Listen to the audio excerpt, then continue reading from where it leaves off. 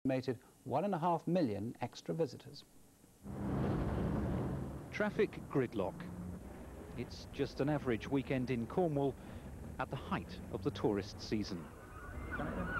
But imagine an extra 1.5 million visitors here, 6 times the usual number, and it's a recipe for chaos.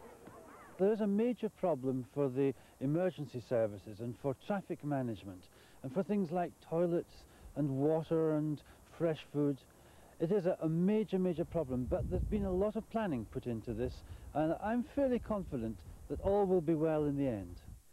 The last total eclipse visible in England was back in 1927, watched then by 3 million people in the north of the country.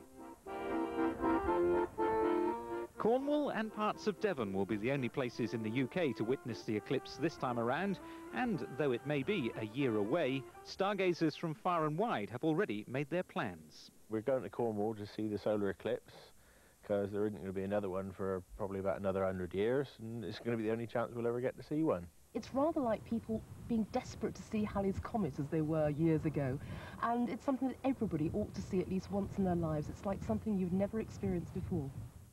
But in those areas best placed to see the total eclipse, if you haven't already booked your B&B, well, you're too late.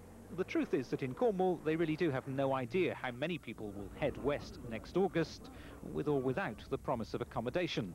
And that's the worry. We've got the fog of war, if you like, which is the uncertainty on numbers.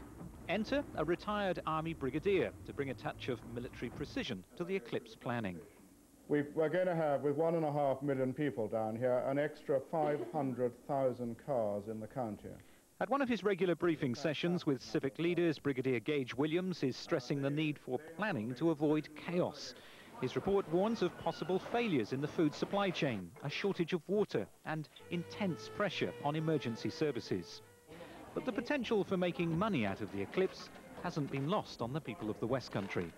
It's likely that planning laws will be relaxed to allow farmers to convert their fields into temporary tent villages. And one report is suggesting that if you did have a 5-acre field full of tents for a week, you could make £100,000. Clinton Rogers, BBC News in Cornwall.